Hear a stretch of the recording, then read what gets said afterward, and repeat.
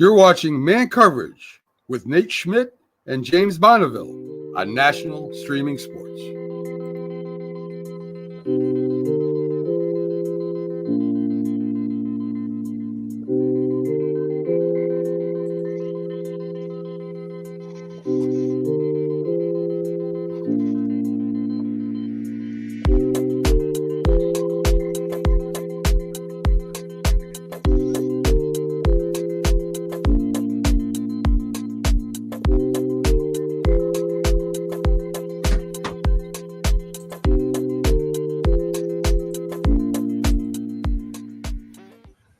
Good morning, everyone. This is Man Coverage. This is Knoxville Nate and James Bonneville.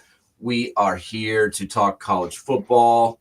We are here under the National Streaming Sports umbrella, brought to you live by BetUs.com and SeatGeek, your home for tickets. Please go to SeatGeek right now, buy the tickets that you need for the college football playoff, and use our code NSS to get $20 off. James, how you doing, buddy?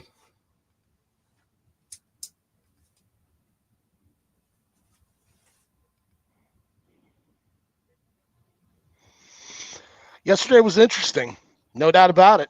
Yesterday was very interesting. It told us a lot. And now the question is the committee going to hold fast with their saying that conference championship games couldn't hurt people, can only help you? We will find that out today, because I think one team is sitting on the bubble right now with that very fact. Yeah, I don't believe that for a second. I think that it's a game. I mean, it's what you put on tape. You are what your tape says you are. And I think if people are watching and paying attention to a game, they're going to include that in their evaluation of a team. I don't think you can just ignore, what happened yesterday. You got to take it into account. Should teams get punished for losing? Probably not, but they will. They probably will. It's kind of like last year. Should Florida State gotten punished for their quarterback getting hurt? Probably not, but they did.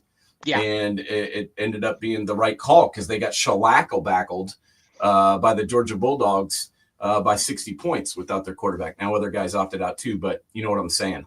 Yeah. So it was interesting, and I'll tell you this. One thing that I will say, probably the biggest factor for me yesterday when watching all these games over the last few days, was that I will tell you that Boise State and Arizona State as well belong.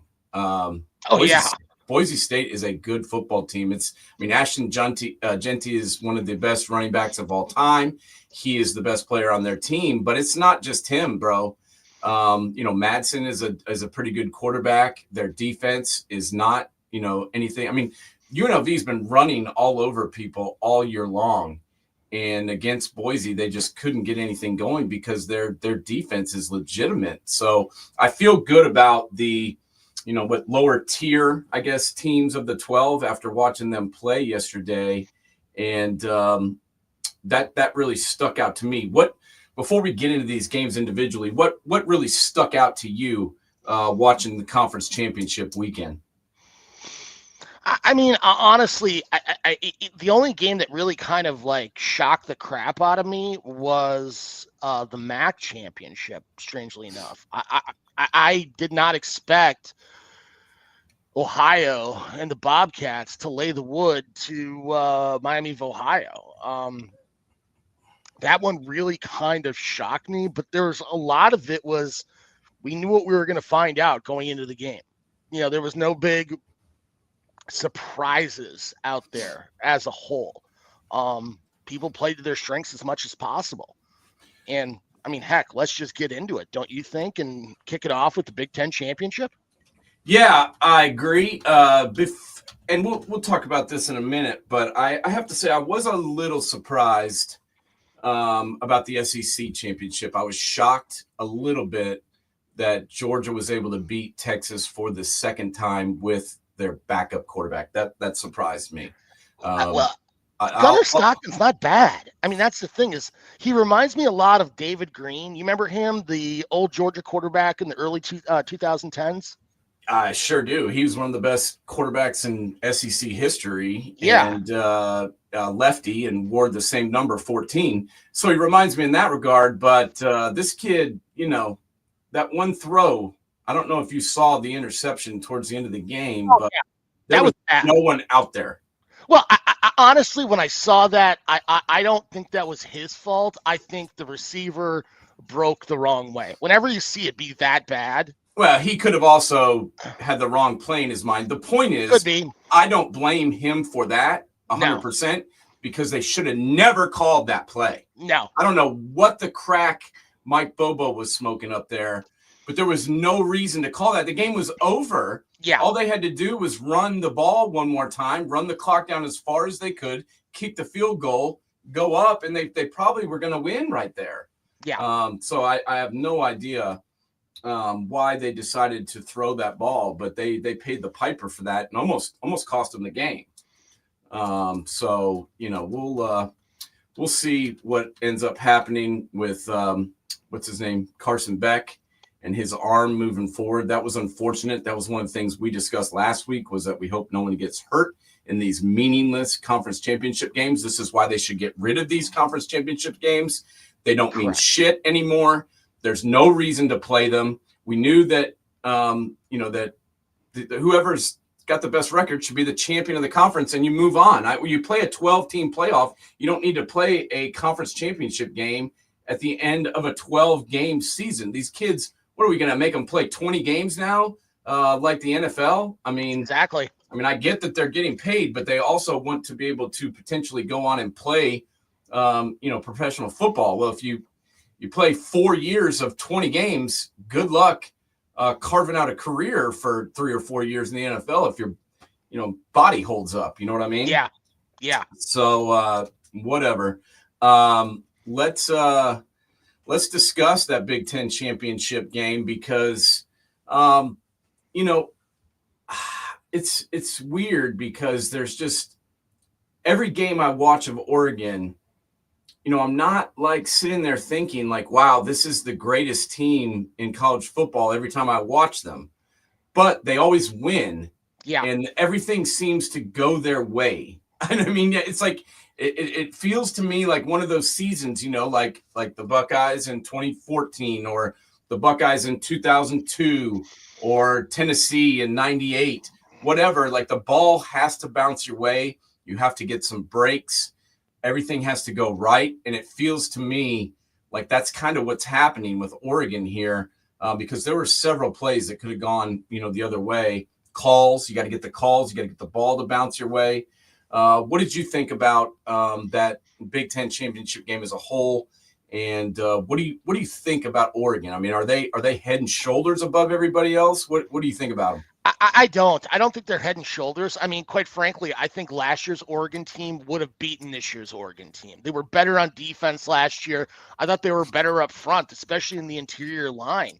I mean, Dylan Gabriel is a great college quarterback. Let's just be honest with one another. Is he going to play in the NFL? I think we both know the answer to that. Yeah, probably not. Yeah. I don't see a lot of no. Zip on his fastball, so to speak. I mean, he's more of a run around guy, make plays, kind of quarterback with not a super strong arm, but he does get the job done. Hell, he's played quarterback in college football for like 10 years. So I hope he would be able to read defenses at this point. I mean, at some point, he's going to have his kid's going to be playing with him in college. I mean, God, it seems like he's been there forever. Yeah, it's going to be like him and LeBron. He's going to have his own his boy playing running back for him. But I do give Dan Lanning a lot of credit. This guy has come in since he took over at Oregon and made a big difference. I mean, Mario Cristobal did a decent job there. He had them winning football games, but this guy has them winning championships. Yeah. And that's taken it to the next level.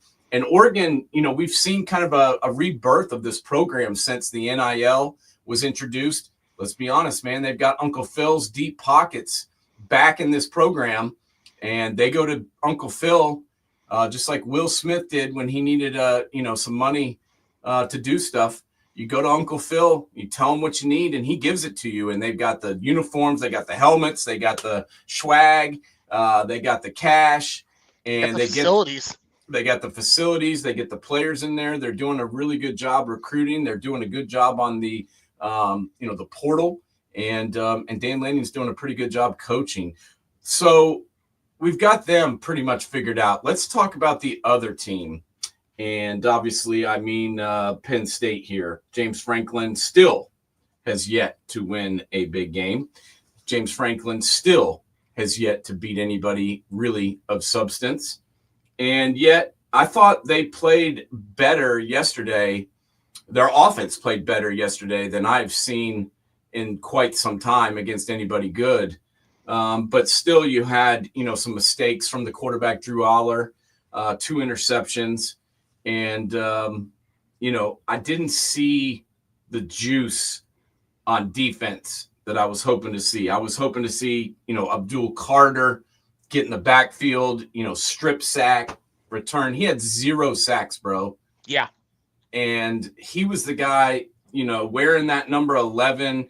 You're supposed to be, LeVar Arrington. You're supposed to be, the poster child for the program.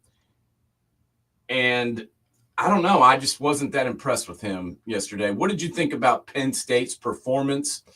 And, where are you at with them as they go in the college football playoff? Because they don't scare me at all going into this 12-team format. I mean, all it is you look at their interior or their offense, their line of scrimmage play on both sides of the ball. I mean, they're not as strong at the safety and corner position, but their front 7 or front 6 is really, really good. The same way on their offensive line, because you look at the receiving core, you've got Tyler Warren, and who gives a crap?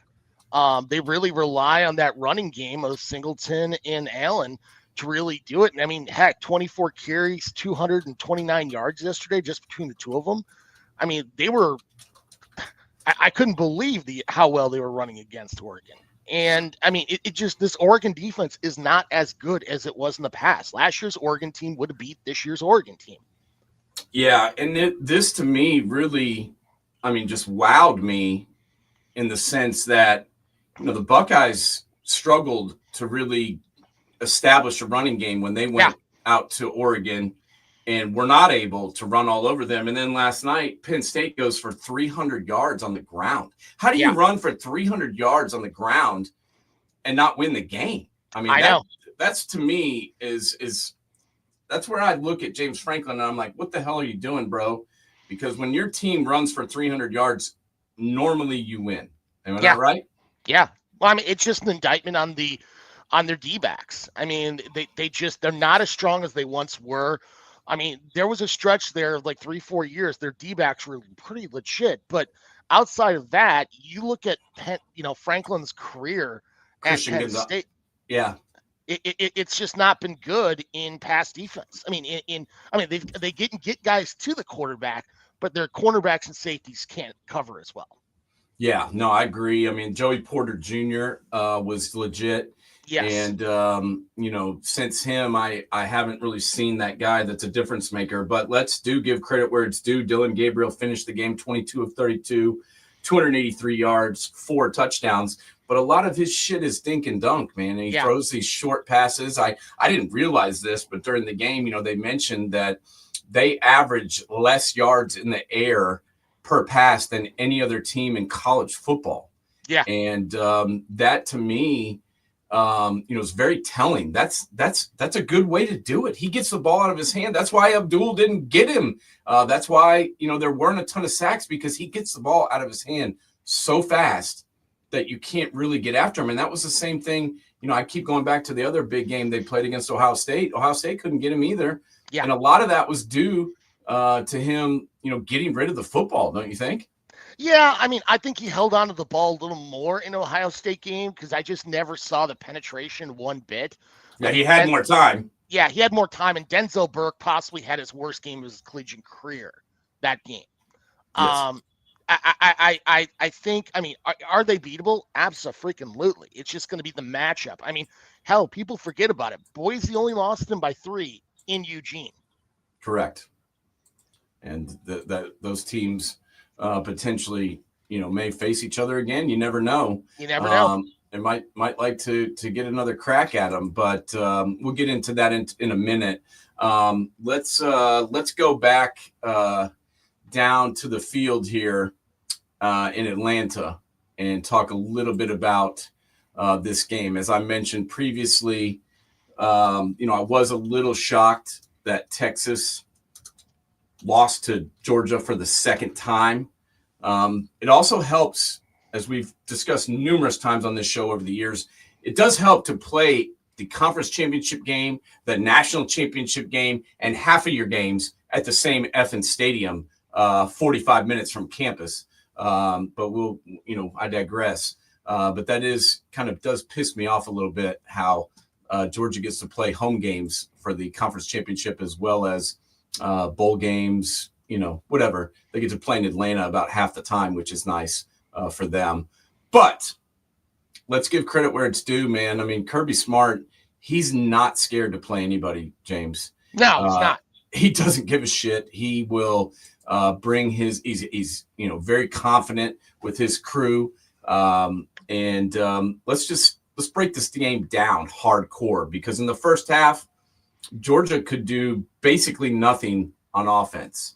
Carson Beck looked like the Carson Beck from, the mid-tier of the season. He kind of played good at the beginning. He played like shit in the middle. Then he kind of played a little bit better towards the end. It kind of looked like the shit Carson Beck to me.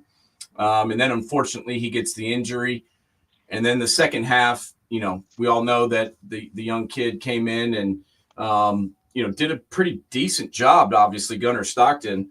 But he hadn't played a whole lot. So I didn't really know what to expect with him. But the difference maker on this team and the guy that makes this team go is Trevor Etienne.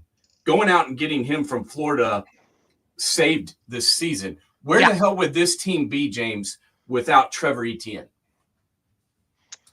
You'd be relying on that defense and probably going 8-4.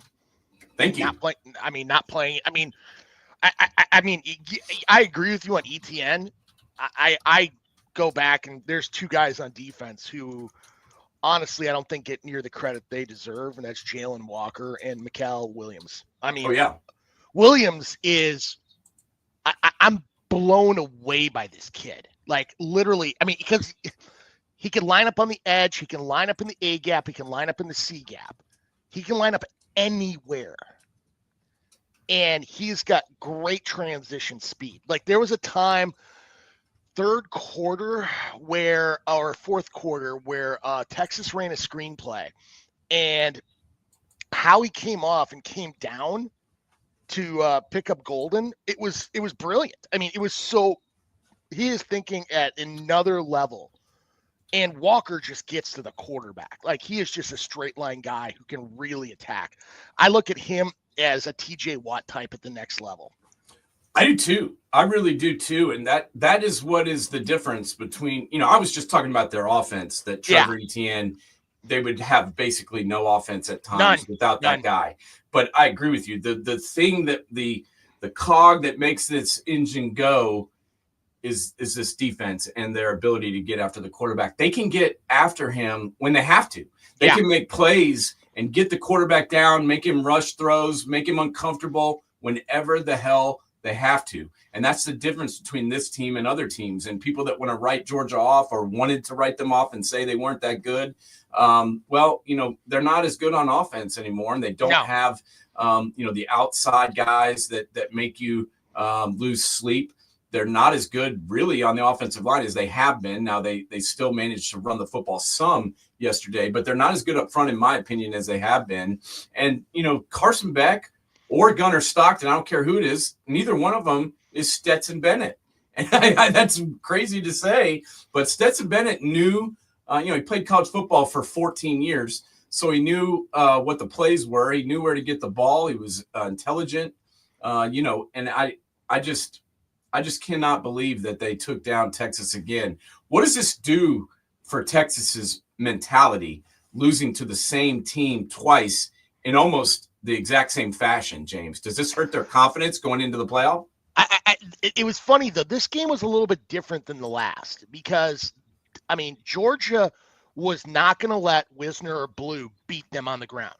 They wanted Texas to throw the ball in the air, which is weird because they're stronger in the air. Yes. But they were not going to, I mean, you're just going to beat us one way. It's kind of like looking at the way Belichick and Parcells dealt with the K-gun offense against Buffalo in that Super Bowl between the Giants and the Bills, where you can throw on us, but you're not going to run. I mean, they flipped it. They were going to let you run on them, but you weren't going to throw on them. But this in reverse, because if they got them in 3rd and long, guess what? You could tee up Walker and Williams to freaking attack, and they were going to get penetration. They were just going to do it. Yeah, they as I said, they can get after it. They can, they can rush the passer when they have to. I think they had 7 sacks down in Austin. And then yesterday they had 6 sacks. And, those 2 guys that you mentioned were in the backfield whenever the hell they wanted to be. And were, making things uncomfortable for Mr. Ewers. What do you think of him? Because, we've kind of gone back and forth on him. He's 27 of 46, not great. 358 yards is a lot. But he only had the 1 touchdown and he had 2 pretty costly picks. Yeah. And then also, the running game wasn't there like it was last week, against A&M. Wisner only went for 51 yards. He averaged 2.7 a carry. That to me was the biggest difference with the Texas offense, and the biggest difference in the team for Texas was that they couldn't run the ball. They weren't balanced. And that to me posed a problem for them in trying to win this game. What about you? Honestly, I go back to it. I'm shocked they didn't make a switch at quarterback. It's not like Ewers was doing that bad, but when they were going to run the ball or doing any RPO, you knew Ewers wasn't going to run with that ankle. Yeah. So you could crack down every single time and really go after them. Where with Arch Manning, the 1 or 2 plays they let him in, now you got to play it straight. And that's a whole different situation. I think in this game, playing Manning may have been the smarter move, but I'm not Sarkisian. I don't make that kind of money that he does. It's easy to play Monday morning quarterback after the fact. I mean, who knows? Was Arch Manning dealing with injuries? We don't know. He played. They brought him in on some of those BS plays that he was going to run it.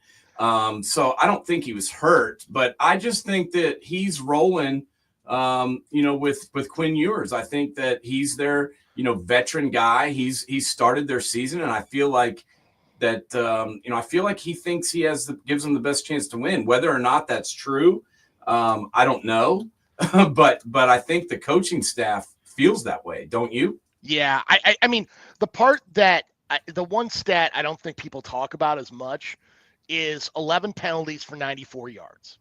That really hurt. I mean, there were so many times they got the first down, penalty, got moved back. I mean, some of them are pretty ticky-tacky, like that time that there was middle end of the first half when Carson Beck got sacked. And they did illegal hands to face, but he also had a freaking grounding penalty.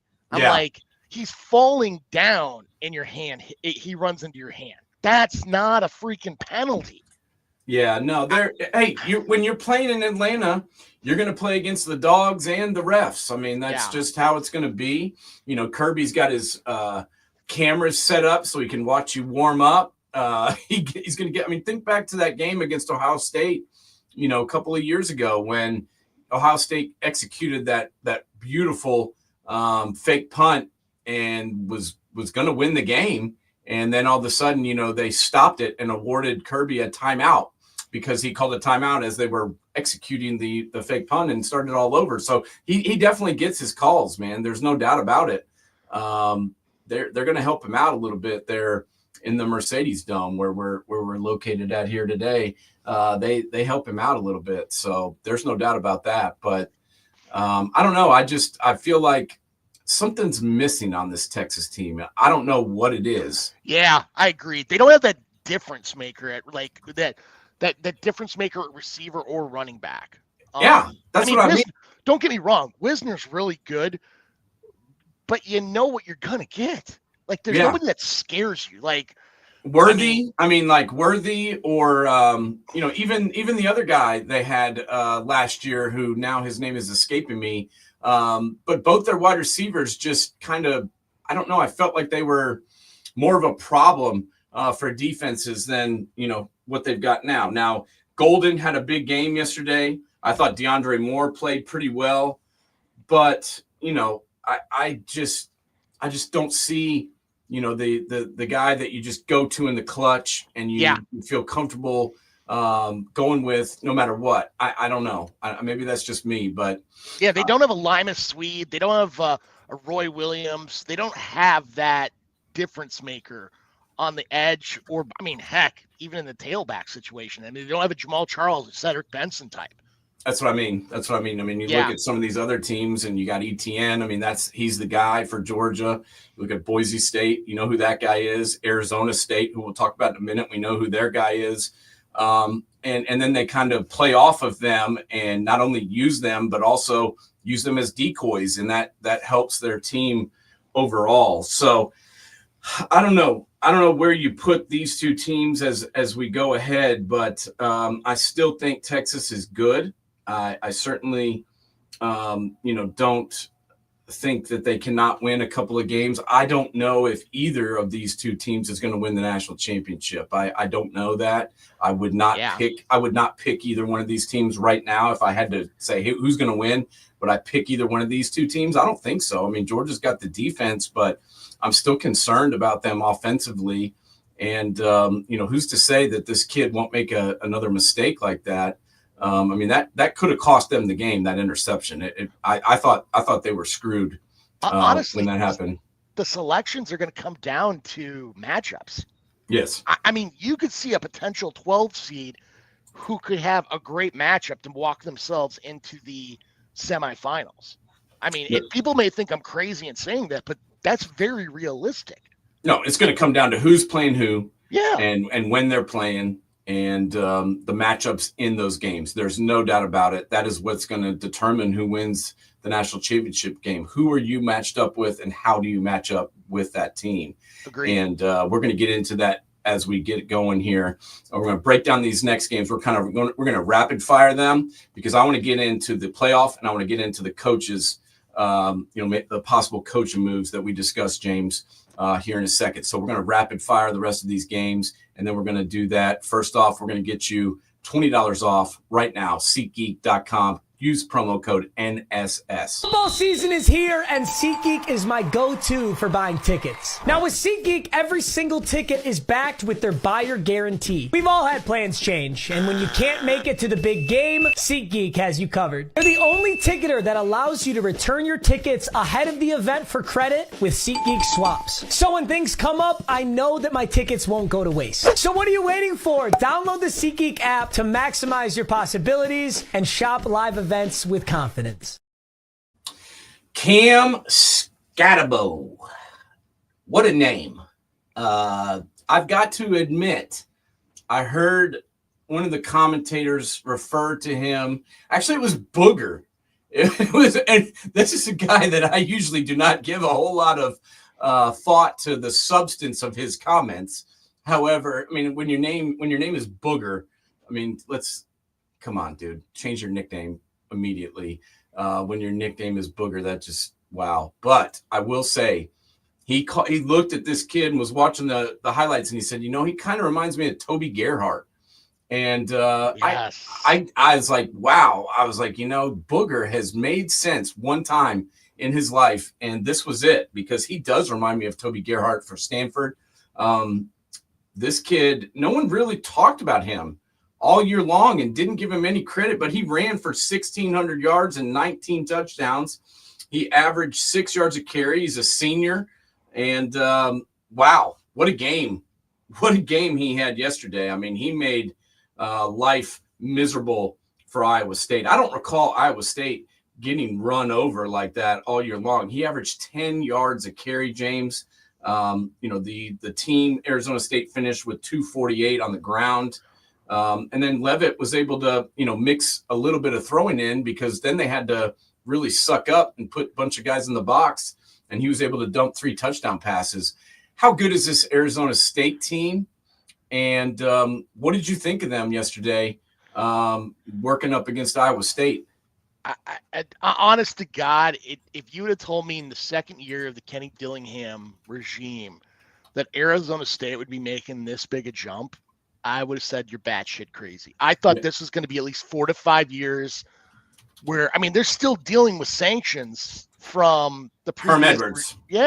From the previous regime. And not only that, hearing during the game when they were talking about Cam Scatterbo, how he was kind of had some issues last year. He wasn't the best locker room guy. He was a little overweight. He didn't hit the holes the way he should have. And Dillingham had a little heart-to-heart with him, saying, you got to drop 15 pounds to gain more speed, and you got to trust your offensive line. You got to be a better leader. A lot of guys in this day and age would have said, screw you, and left. Yeah. What did he do?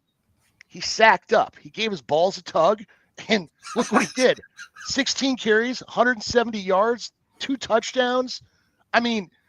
Who had even Arizona State, even the top 3 quarters of the Big 12? No one. They were picked last, bro.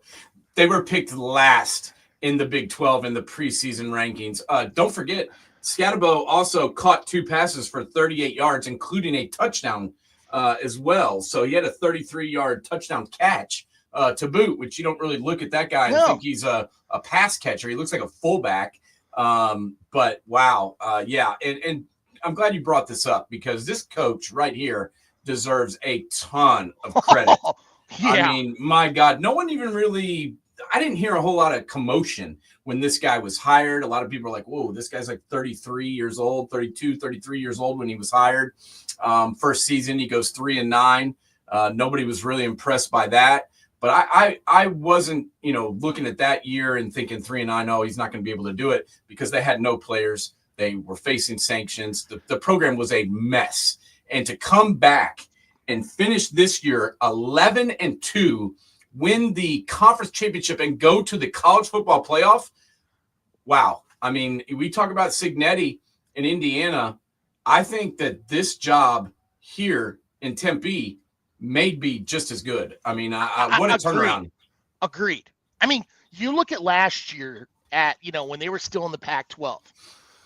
Things started off a little soft, but outside the Utah game and the Oregon game, man, even in their losses, they were playing tough. They were playing really tough. It was a 3-9 team, but they looked better than a 3-9 team.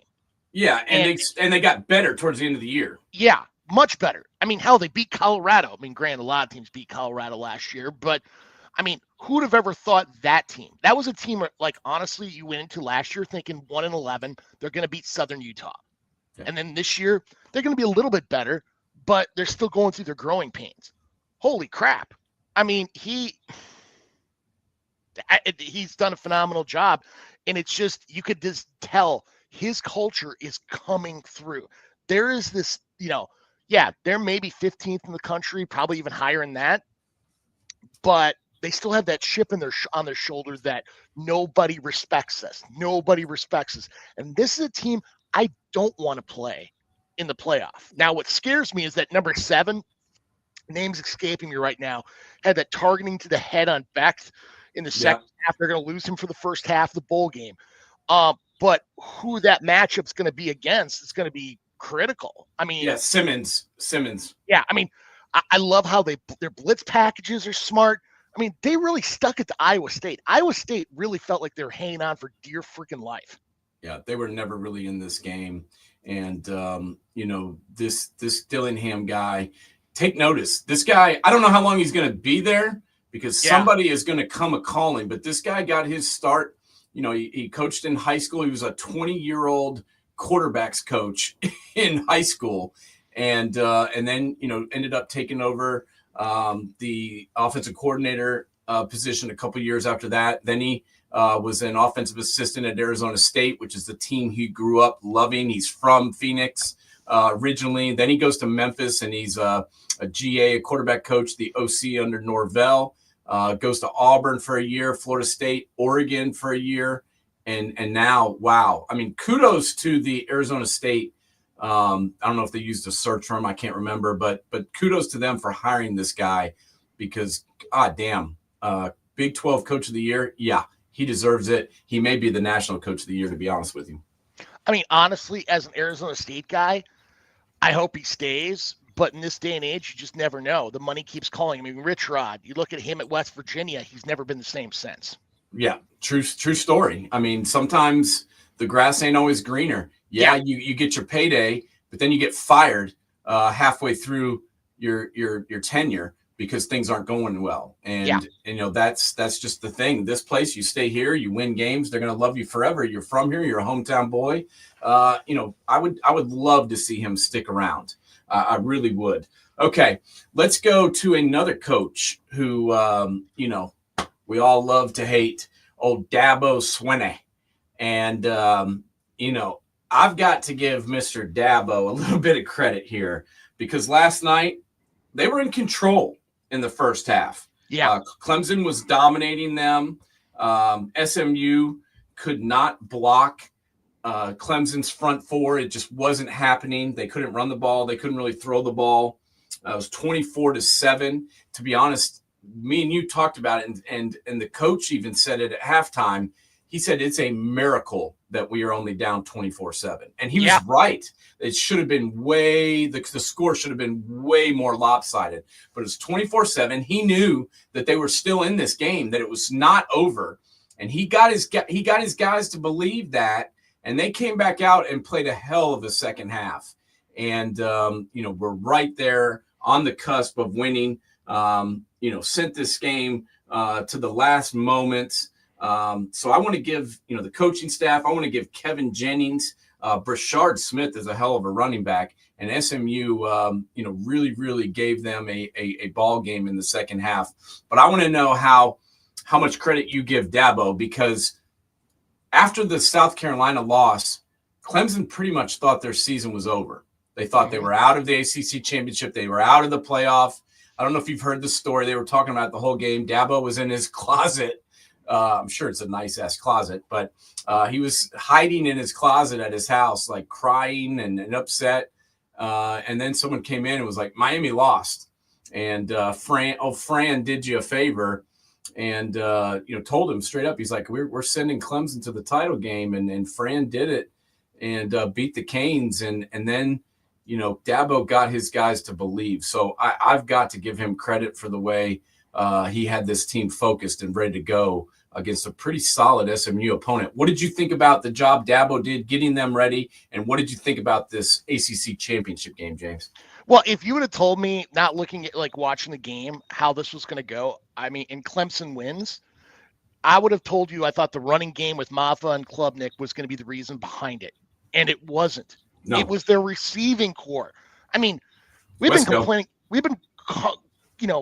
about the receiving core all freaking year. Holy crap, did they step up? I mean, especially in the first half, it was crazy. I mean, Wesco stats, I mean, between Wesco and Williams, they were just going nuts. Absolutely freaking nuts. And, I mean, it's really impressive what Rhett Lashley has done in Dallas and how they came back. But you cannot have a big return.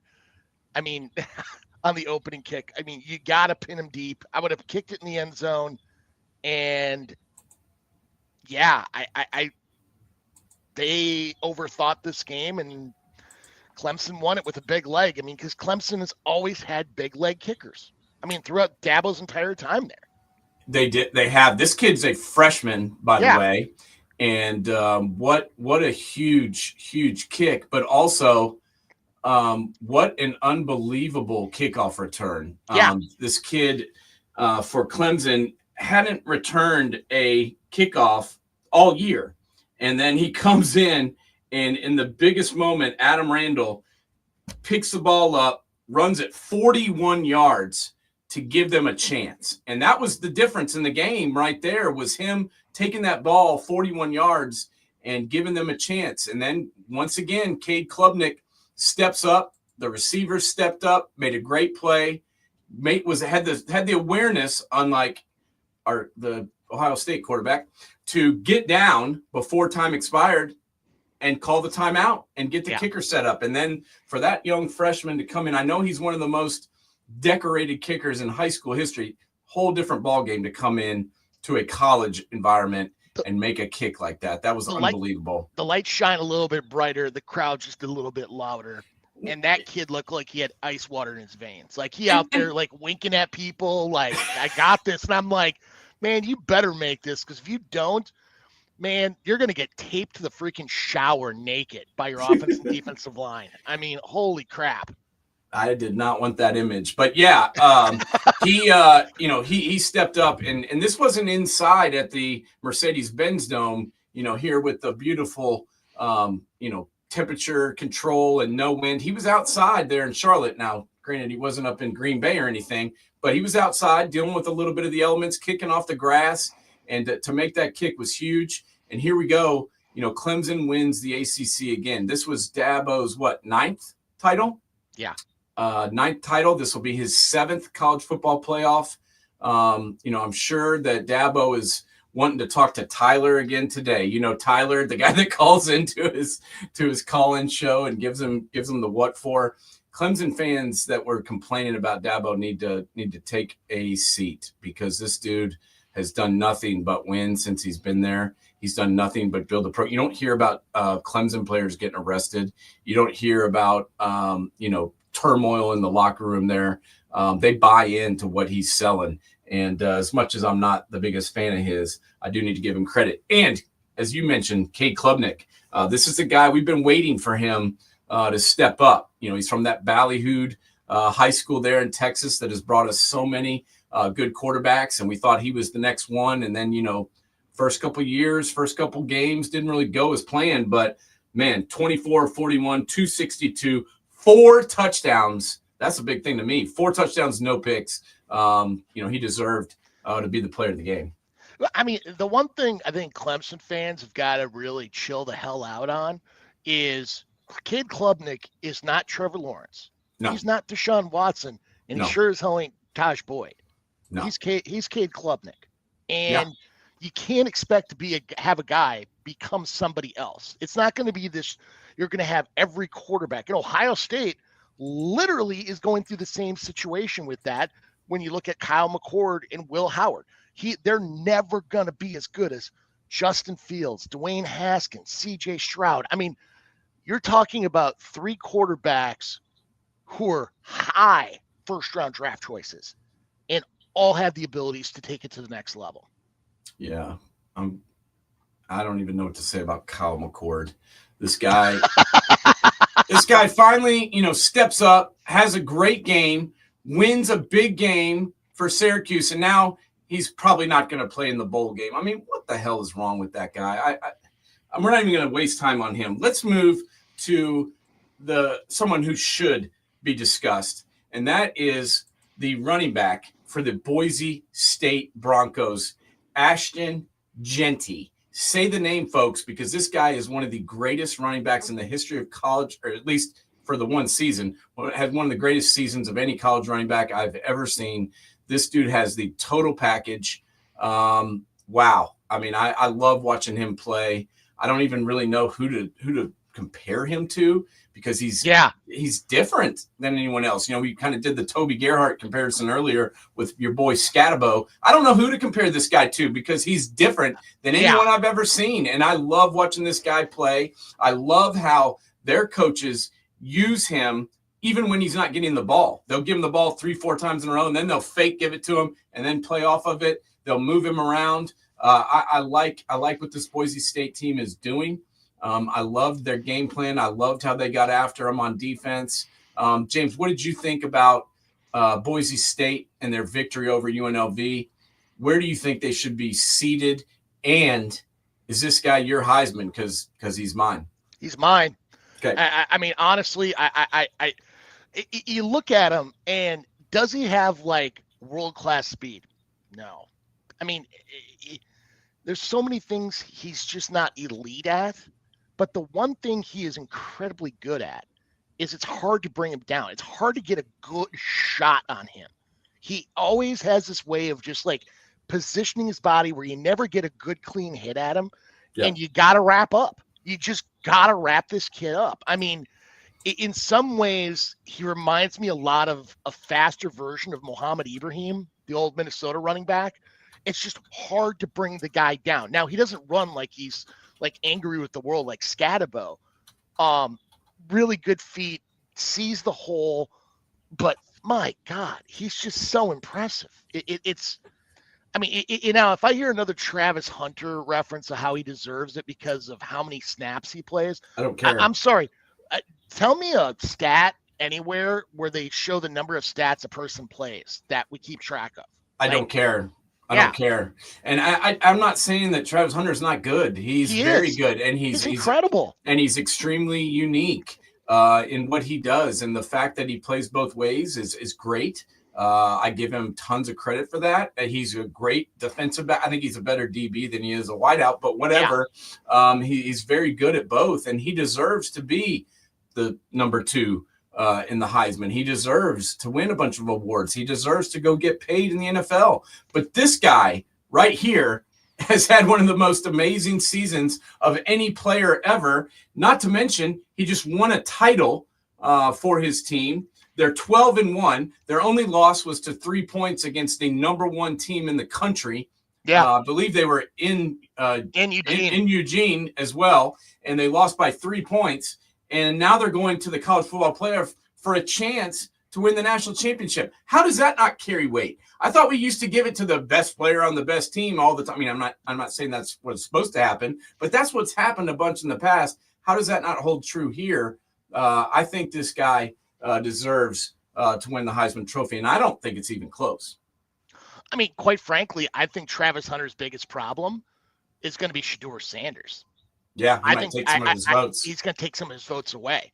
I mean, because the problem you have right now, I think your final 4 are all going to be coming west of the Mississippi, or heck, Rockies west. Yeah. I mean, when's the last time we saw that? I don't know. Maybe Reggie Bush, Leinart, but Leinart, Vince Young. Yeah. I mean, west of the Mississippi would be those 3, but west of the Rockies. Yeah, I don't know. I do not know, but you're right. This kid's legit. I loved him. I also I've got to be honest. I loved watching that quarterback for the Army West Point Cadets. I mean, this kid, 35 points they put up on a good Tulane team, and you got to sit back and think. I mean, I'm just watching this going, what the hell is going on, man? Army is going for 35 points in a conference championship game. Bryson Daly, he threw the ball twice, James. Twice. Yeah. Twice. 2 passes for 17 yards, and they won 35-14. What did you think about the season that Army's had? 11-1, the AAC championship. Pretty cool to see a service academy do this. Honestly, Jeff Monken doesn't get near the credit he deserves. Like it literally, I mean, you look at some of these big time jobs that are open. Purdue looks like Barry Odom's going to get. North Carolina, I don't think they've even got something solidified. I mean, they interviewed Belichick for some reason. Yeah. Jeff Monken deserves a Power 5 head coaching job. He really does. I mean, you look back at some of the people who have taught him over the time. I mean, he and his brother. I mean, his brother is a well-known offensive coordinator, both in college and the pros. He came from the Paul Johnson School. I mean, this guy gets it, not only on a running basis, but this is a different evolution of this Army offense. This is not, a complete, like what you see at Air Force, what Calhoun's running. They have a variation where they'll line up in shotgun and run out of it. It's impressive. It's really impressive. Now, should they be in the playoff now? No, they won't be. But that, to me, that's inconsequential, considering they got themselves a title. They'll be in a good bowl game, and hell of a job going 11-1. Only loss was to Notre Dame, and they hung right in with them. In the first half, it just got a little bit out of hand. In the second, and obviously they still have the bodies up front. That's what I'm saying. They ran out of gas. Yeah, and that's what's going to go down. So let's talk about this. Let's talk about this playoff here because we're running out of time, and I want to get into where you see everything going. I mean, you think everything's going to stay pretty much the same? Who do you see anybody who you think SMU is going to get left out, like you were mentioning earlier? Talk to me a little bit about it because I'm looking at some of the predictions, and I've seen Oregon 1, Georgia 2, Broncos, Boise State 3, ASU 4, and then Notre Dame 5, Alabama 12, Ohio State 6, Clemson 11, Texas is 7, Indiana 10, and then Penn State and Tennessee 8-9. That's how Joe Klatt has it. That's kind of how I had it. How do you have this going? I got your same 4. Okay. But we're going to change it up a little bit. So my thought process is the Clemson Tigers are going to go to Happy Valley for a whiteout in the middle of December. So I'm giving the 12 seed to Clemson and the 5 seed to Penn State. Okay. Winner goes on to probably the Fiesta Bowl to play Arizona State, which will be a home game for Arizona State. Now, on the 1 seed, obviously, we're going to see Oregon.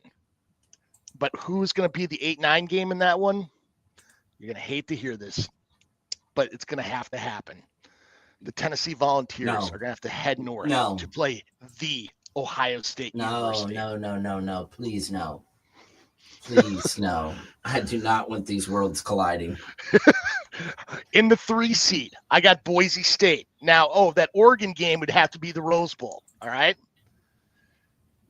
In the 3 seed, we've got the 2 seed Georgia Bulldogs. But in the 7-10 matchup, I have the Indiana Hoosiers, the 10 seed, going to South Bend. We're going to have an Indiana playoff. Oh, I like that. Indiana goes to Notre Dame. That game is going to have awesome ratings because everybody knows Indiana is going to be that Cinderella story. They've never been there. Nobody thinks they should be there. And then the winner goes on to play Georgia, probably in the Peach. And then in the 6-11 matchup, or Boise State, which then would be played at the Sugar Bowl, you would have the SMU going to Austin to play the Texas Longhorns. Yeah, I mean that would be pretty cool. You've got some pretty close companies going against each other there with Indiana versus Notre Dame, and then obviously the Texas SMU matchup. That would be cool to see. The only one I don't want to see is the Tennessee Ohio State matchup. I don't want to see that. I think it may happen, but I really am praying that does not occur. And you mentioned that you knew, because I don't, how this kind of works out. You kind of discussed there the second round games and where those would be played. Where does it go in the semis and the championship, just for the people that don't know? In the semis, we've got the orange and the cotton, and that would be taking place on, I think it was the 8th. Okay. And then on January 20th would be the national championship. Guess where? The exact same stadium you have right behind you. Oh, crazy. So I know. Kirby gets to play at home again. Yeah. Wow. No one gets helped more than Kirby. Now, is Kirby a great coach? Yep. Does Kirby get his team to play for him? Yep. Does he get to play at home for every big effing game? Yep. I don't get it. I really don't. I mean, this stadium, it's cool, but can we play somewhere else? I don't understand that. That pisses me off. Here's the part. In the quarters, he'd get the peach. In the semis, he'd get the orange, which is, granted, it's a drive, but it's in a neighboring freaking state. Yeah. And then the championship in Atlanta. That's a freaking joke, dude. It drives me nuts, the advantages they get. Yeah. And if I hear another, well, the SEC is the tallest conference in the world. Come on. Yeah, come on. Stop. They're a good conference, okay? They're a good conference, but come on. Let's not let everybody get to play at home. I don't understand that. That's seems to be a little bit unfair. So before we get out of here, let's touch a little bit on the coaches moves that we kind of went over a little bit ahead of time. Which jobs are open right now that you think are going to get filled the quickest? Which jobs do you think are going to come open? Who do you see moving? James, talk to me. Well, the one is Central Florida with Gus Malzahn moving on to become the head coach at the offensive coordinator at Florida State. Good move overall. It looks like it's going to be confirmed that Scott Frost is going to be heading back to Orlando, where he had a lot of good success, and that may be a good fit for him. Then you've got North Carolina, the firing of Mac Brown. I really don't know which direction they go into, because this hiring process is already looking pretty weird. Yeah. I mean, if I were Carolina, I'm not going to lie, I'd be talking to Jeff Monken or making a run at Kenny Dillingham. But if I'm Dillingham, I'd rather stay at Arizona State right now. The only move I would be making would be to an SEC school or a Big Ten school, just from a money aspect standpoint. Then hold on a second here. West Virginia, with the firing of Neil Brown. I'm hearing some interesting names. Rich Rod coming back home after years, or Jimbo Fisher, who's from West Virginia originally, coming back there. Personally, I would take Fisher. I don't know. I mean, what are your thoughts on that one? I don't know. West Virginia football is so weird. They have not been the same since Rich Rod left. Yeah. Let's just be honest. I mean, they have not been the same. They have not, Steve Slayton, Pat White, Tavon Austin. Those teams were just electric and were hard to stop. They were fun to watch. Owen Schmidt, the fullback, always loved that guy. Cool name. But the program has just never really gotten back to that standpoint since Rich Rod left. Do I think it's a good idea to bring him back? I could see it. I don't think that's always a great idea, bringing somebody back to a job they've already had. But I think he's been a little bit humbled by what has happened. When he went to Arizona, things didn't really go well. When he went to Michigan, things did not obviously go well. But then he's had, success here, at Jacksonville State. Jacksonville State, yeah. Jacksonville State. He's done a good job there. And I watched them play yesterday, and it looked like a Rich Rod, offense again. And I could see that. I mean, I think it makes more sense to bring him back than to bring Jimbo Fisher in there. I don't know if that's a good fit. Do I see Jimbo Fisher maybe coaching again? Maybe. It's $75 million. Why? I mean, yeah. Honestly, it's 75 million reasons not to coach again. I mean, you don't have to win any games. All you got to do is sit at home and look at your money. I mean, I would build one of those, like, you remember Uncle, what's his name, McDuck or whatever his name is, and the little duckling show where he has the big safe and he goes in and dives off a diving board in his money and swims around. That's what I'd be doing if I was Jimbo. But who knows? Yeah, who knows what they decide to do. Now, did you hear about Barry Odom got hired at freaking Purdue? I did hear that. I didn't know if that was official, confirmed, or if that was just a rumor. That's about where what I'm hearing is confirmed. I mean, honestly, I'm kind of shocked. People probably forget that he was the coach that took over for at Missouri. He took over for Pinkel after Yes. Pinkel retired. Yes. And that didn't go well. Like, No. really didn't go well. And No. I mean, yeah, he saw some improvement at UNLV, but I think we've all seen UNLV as being this hidden giant to begin with. It's just not been really a priority for that administration, and now it is. Yeah. So I agree. I did a good job there, but we'll see what happens. But we've got a lot to discuss, and a lot to get into in the next couple of weeks. Once these rankings come out, we'll probably come back, break them down, and do a couple of previews about these games. So hope everybody enjoyed conference championship weekend. I sure did. It was great. I did not want to lose, obviously, to the team up north. That did not make me happy at all. But it was kind of nice to sit here this weekend and not really care who won and who lost. I mean, I always pick a team and go for them because it makes it more fun. But it was kind of cool not to be crying at the end of the day. That made me happy. So kudos to that.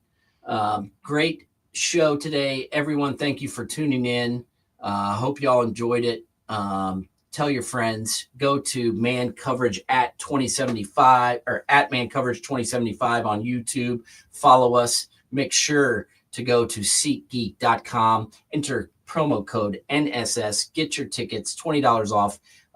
Our little trip favor to you for watching this show. And we'll be back next week. James, have a good one, buddy. giddy up. National Streaming Sports is brought to you in part by BetUs.com, designed for true fans. NFL odds, Week 1 and futures, college football odds, including Heisman Trophy favorites and playoff odds, NBA odds of division winners and playoffs, Major League Baseball playoff and World Series odds, the National Hockey League Conference playoffs and Stanley Cup odds, and boxing wagers. Betting opportunities include versus the spreads and outright winners, also during the game. Use our link on our website, nessp.info, the Bet Us Opportunities webpage, for a 125% bonus on your first 3 deposits. Must be 21 years old, and remember, bet responsibly.